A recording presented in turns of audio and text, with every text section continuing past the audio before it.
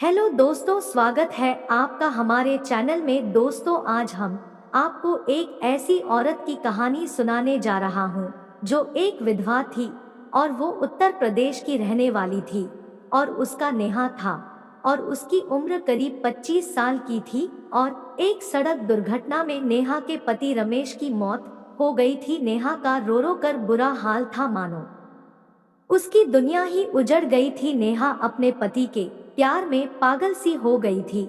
नेहा को ऐसा लगता था कि उसका पति आसपास ही हो और नेहा को बार बार छूने की कोशिश कर रहा है। बहू की अजीब सी हरकत देखकर नेहा की सास परेशान सी हो गई। वह अपने पति से बोली, किसी तांत्रिक बाबा के पास ले जाकर नेहा का इलाज कराओ, नहीं तो समस्या बढ़ जाएगी।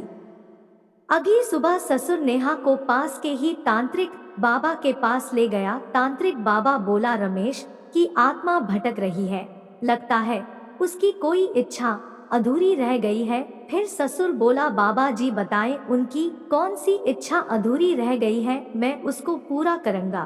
तो बाबा बोले, पहले रमेश की आत्मा को किसी के अंदर प्रवेश करना पड़ेगा, तभी वह अपनी इच्छा बताएगा कि उसकी क्या इच्छा अधूरी रह गई है।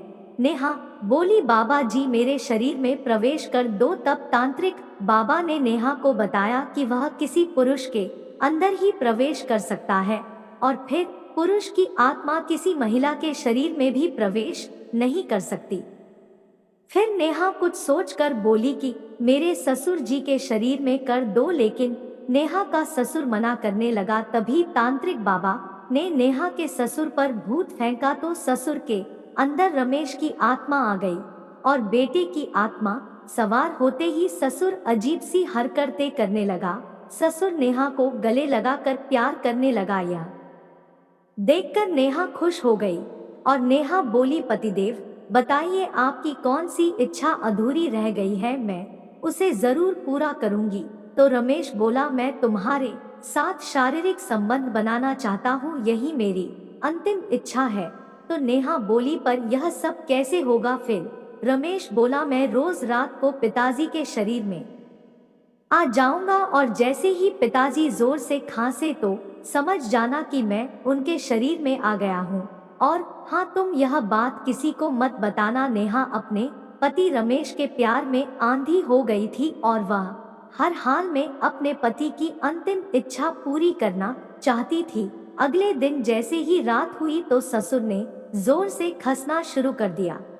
तो नेहा समझ गई और तुरंत ससुर के कमरे में चली गई और कमरे में जाते ही नेहा अपने ससुर से संबंध बनाने लगी। और इसके बाद तो ससुर रोज रात को खांसता और नेहा उसके कमरे में चली जाती। ऐसा करते करते कई महीने बीत गए। एक दिन नेहा अपने ससुर से बोली कि ससुर जी, मैं रोज रोज नहीं कर पाऊंगी, बहुत दर्द होता है। तब ससुर बोला, बहू इसमें मैं क्या कर सकता हूँ, अगर तुम अपने पति की इच्छा पूरी नहीं करना चाहती तो तुम्हारी मर्जी है।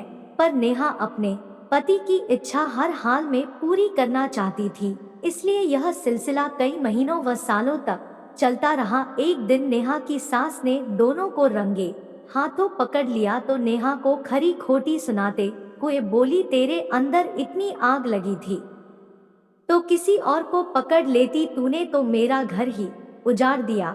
तब नेहा ने अपनी सास को बताया कि मैं तुम्हारे पति से नहीं, अपने पति के साथ संबंध बनाती हूँ। जब नेहा ने अपनी सास को पूरी बात बताई तो उसे समझने में देर ना लगी और उसने पुलिस बुला ली। जब पुलिस ने नेहा के ससुर से पूछताछ की तो नेहा के ससुर ने सारी सच्चाई बता दी और नेहा के ससुर ने थाने जाकर अगले दिन उसने पुलिस को बताया कि बेटे के मरने बाद उसकी आत्मा मेरे अंदर प्रवेश कर गई, इसीलिए उसकी इच्छा पूरी करने के लिए यह सब करना पड़ा।